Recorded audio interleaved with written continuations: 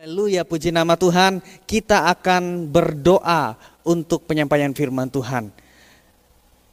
Kami mengucap syukur Bapa atas segala kebaikan-Mu yang tidak pernah berkesudahan dalam setiap kehidupan kami. Dan kami rindu Tuhan merenungkan kebenaran firman-Mu. Berbicaralah ya Bapa kepada setiap kami supaya kami dapat menjalani kehidupan ini lebih baik lagi. Dan hamba-Mu berdoa Tuhan, biarkan firman Tuhan ini ditabur di tanah yang subur. Dia bertumbuh, berakar dan berbuah dalam setiap kehidupan kami. Terima kasih Tuhan, kami siap merenungkan kebenaran firman-Mu. Haleluya, amin. Puji nama Tuhan. Shalom. Hari-hari yang begitu sulit di masa-masa ini. Banyak dampak-dampak yang tidak bisa disangka-sangka hari-hari ini. Karena begitu luar biasa penyebaran COVID-19 di kota kita Palangkaraya, di Indonesia, bahkan seluruh dunia merasakan dampak ini. Tetapi percayalah bahwa di saat kita terus berpegang teguh kepada firman Tuhan, kita akan terus dibaharui dalam kehidupan kita. Haleluya, puji nama Tuhan. Kita akan membaca firman Tuhan dalam Filipi 1 ayat 27 sampai dengan ayat yang ke-30. Firman Tuhan berkata demikian. Hanya hendaklah hidupmu berpadanan dengan Injil Kristus, supaya apabila aku datang, aku melihat, dan apabila tidak datang, aku mendengar, bahwa kamu teguh berdiri dalam satu roh, dan sehati sejiwa berjuang untuk iman yang timbul dari berita Injil. Dengan tiada digentarkan sedikit pun oleh lawanmu. Bagi mereka semuanya itu adalah tanda kebinasaan, tetapi bagi kamu tanda keselamatan, dan itu datangnya dari Allah. Sebab kepada kamu dikaruniakan bukan saja untuk percaya kepada Kristus, melainkan juga untuk menderita untuk Dia. Dalam pergumulan yang sama seperti yang dahulu kamu lihat padaku, dan yang sekarang kamu dengar tentang aku. Amin buat firman Tuhan. Biarkan firman ini bertumbuh, berakar dan berbuah dalam setiap kehidupan kita. Saya memberi tema di minggu hari ini adalah di masa sulit hendaklah hidupmu berpadanan dengan Injil Kristus. Ada 3 dampak buruk di saat kita tidak sanggup menghadapi masa sulit. Yang pertama, muncul kekhawatiran. Yang kedua, kehilangan akal sehat. Dan yang ketiga, kehilangan karakter. Seringkali kehidupan kita di saat kesulitan datang dalam kehidupan kita, kita mulai khawatir. Kita mulai kehilangan akal sehat. Kita mulai kehilangan karakter. Yang dulunya baik, sekarang menjadi jahat karena kesulitan yang sedang melanda kehidupan kita. Di saat kita hidup baik-baik saja, kita merasa nyaman, kita merasa tenang, kita merasa damai. Tetapi di saat kesulitan datang melanda kehidupan kita, di saat kesulitan itu menghimpit kehidupan kita, maka kita menjadi orang yang berubah. Dulunya baik, tiba-tiba menjadi jahat. Dulunya suka dengar firman, tiba-tiba tidak suka dengar firman. Dulunya suka dengar lagu rohani, sekarang tidak suka lagi dengar lagu rohani. Oleh sebab itu 3 dampak yang buruk di saat kita tidak sanggup menghadapi masa sulit, yang pertama muncul kekhawatiran, kehilangan akal sehat, dan kita juga kehilangan karakter. Begitu luar biasanya di saat kita tidak sanggup untuk masa sulit itu menimpa kehidupan kita. Ada satu statement yang mau saya sampaikan kepada setiap kita. Masa sulit seringkali berpengaruh terhadap konsistensi iman Kristen. Masa sulit ini seringkali merubah pola pikir kita. Masa sulit ini seringkali merubah gaya hidup kita. Bagaimana kita bisa berpadanan dengan Injil Kristus kalau kita tidak konsisten dengan iman kita? Mari saya mengajak setiap kita untuk konsisten dalam kehidupan kita, terutama dalam iman kita kepada Yesus Kristus Tuhan.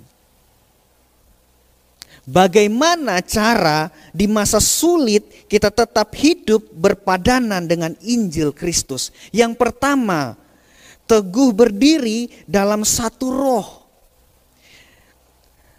Satu roh di sini, rohnya huruf kecil, berarti bukan roh Allah, tapi sesama kita manusia. Kita harus bersatu roh. Teguh berdiri bisa diartikan kuat, teguh, kokoh berdiri atas Injil. Apa yang harus kita lakukan hari-hari ini adalah kita kuat, teguh berdiri dalam Injil. Satu roh di dalam Injil Kristus. Itu yang pertama.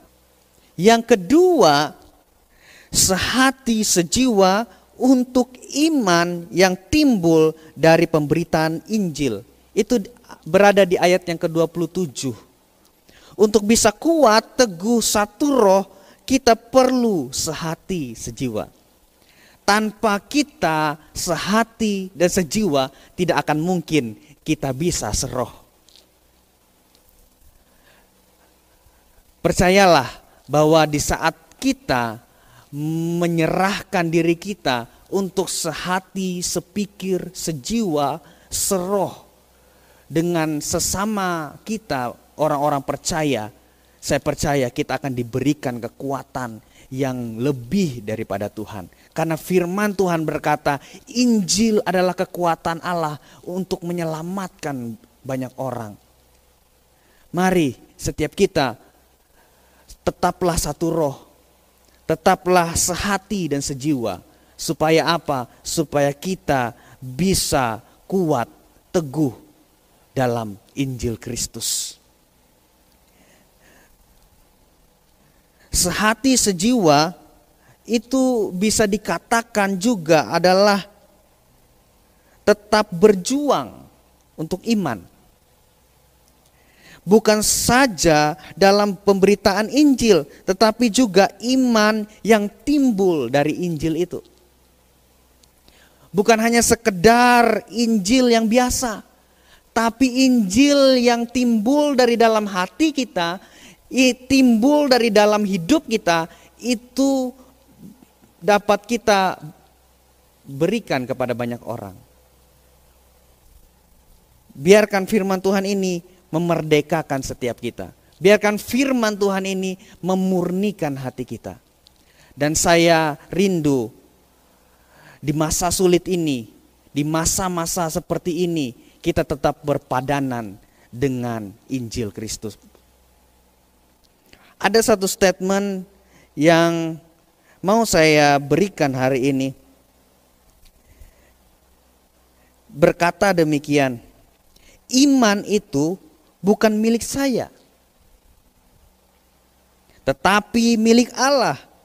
Kalau saya berjuang untuk iman saya tidak tahu apa saya berusaha bersusah payah, dan saya juga tidak tahu entah susah payah saya ada faedahnya dan lama bertahan, entah Tidak, tetapi kalau saya berjuang untuk kesetiaan Allah, saya pasti dapat mengalahkan Goliat. Inti yang kedua ini yang mau saya sampaikan adalah hanya untuk kesetiaan kita kepada Allah.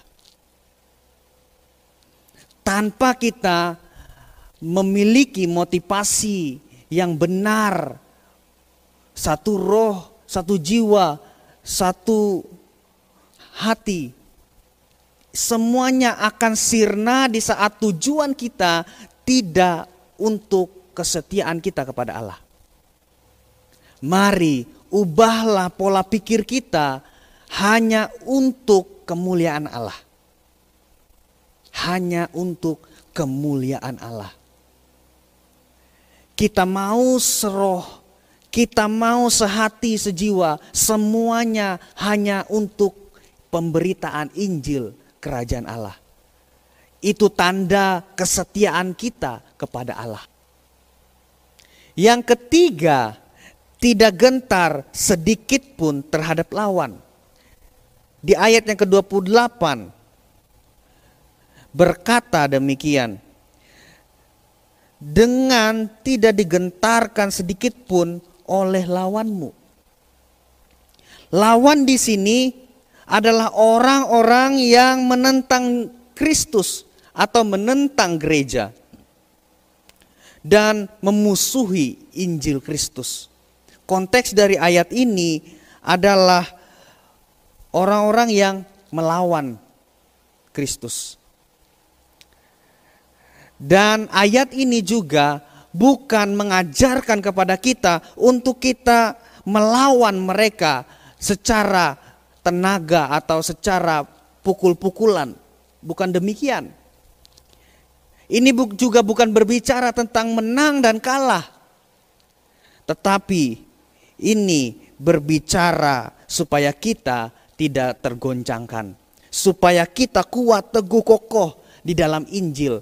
Apapun yang terjadi, sedang masalah silih berganti dalam kehidupan kita, dan hari-hari ini virus corona itu semakin mengkhawatirkan hidup kita, kita tetap tidak goyah, kita tetap berpadanan, dan kita tetap hidup dalam Injil Kristus. Mari setiap kita tetap teguh, kokoh, berdiri dalam Injil Kristus. Dari pembacaan kita ini ada dua macam karunia yang Tuhan berikan kepada setiap kita. Karunia pertama, Tuhan memberikan kepada kita karunia untuk percaya kepadanya. Yang kedua, kita diberikan karunia untuk menderita bagi Tuhan. Dan semuanya itu tidak diberikan kepada semua orang. Dan orang-orang terpilihlah yang mendapatkan semuanya itu. Dan saya mau mengatakan kepada kita, percaya kepada Kristus itu bukan pekerjaan manusia, tetapi perbuatan Allah. Tanpa Allah kita tidak bisa percaya kepadanya. Tanpa Allah, tanpa Yesus mati di kayu salib menebus setiap dosa kita, kita tidak akan sanggup percaya kepada Dia. Kita tidak akan pernah sanggup mengikuti segala ajaran-ajarannya tanpa tuntunan daripada Roh Kudus yang ada dalam diri kita. Dan ini semua karena karunia atau kasih karunia atau anugerah Tuhan yang Tuhan berikan kepada kita.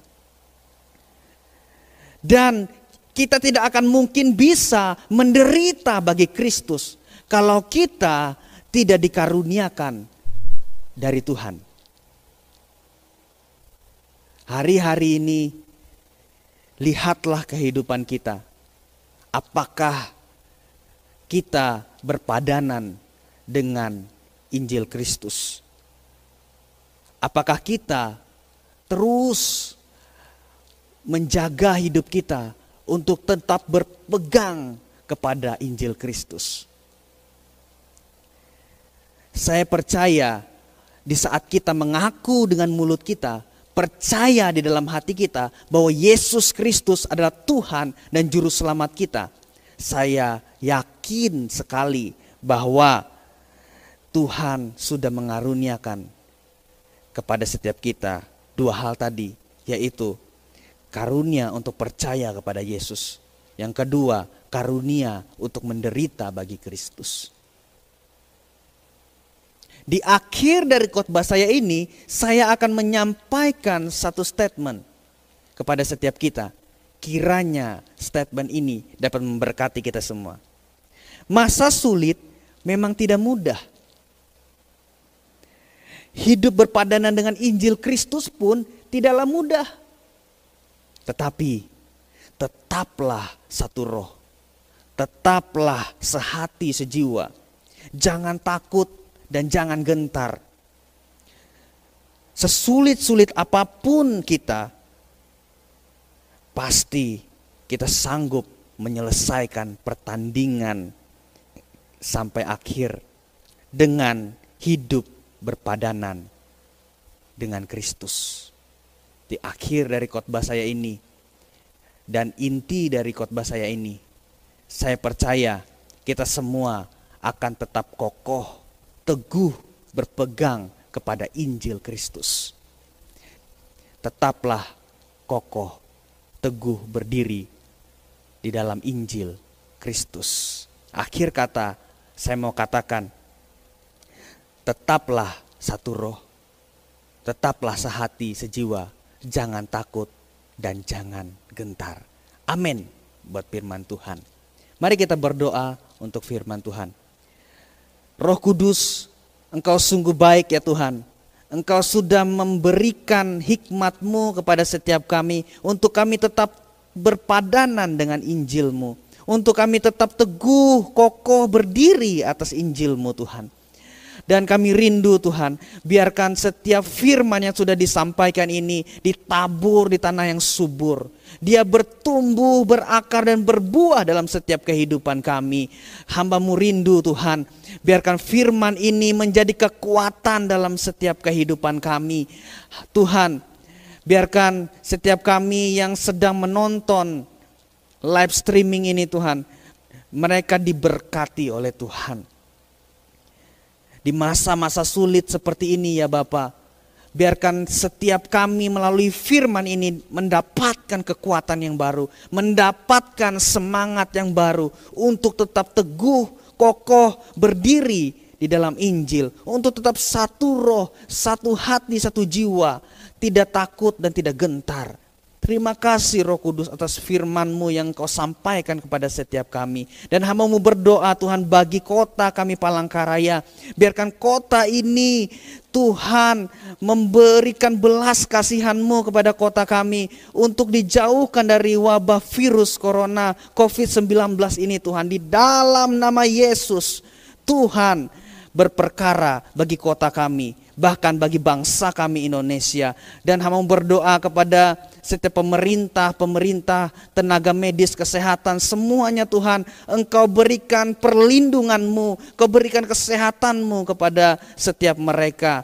Dan juga Engkau memberikan hikmat-Mu bagi mereka. Lindungi setiap kami Tuhan, lindungi setiap keluarga-keluarga, jemaat-jemaat GBI Maranatha Palangkaraya. Biarkan Kau melindungi setiap kami, Engkau menjagai hidup kami, dijauhkan dari virus, dijauhkan dari malapetaka, dijauhkan dari perampok-perampok, penodong dan berbagai macam hal yang mau menyerang atau menimpa kehidupan kami. Semuanya dijauhkan dalam nama Yesus. Terima kasih Tuhan. Kami mengucap syukur, Engkau Allah yang hidup, Engkau Allah yang tidak pernah berubah dulu, sekarang dan sampai selama-lamanya. Engkau tetap sama ya Tuhan. Terima kasih ya Roh Kudus atas segala kebaikan-Mu.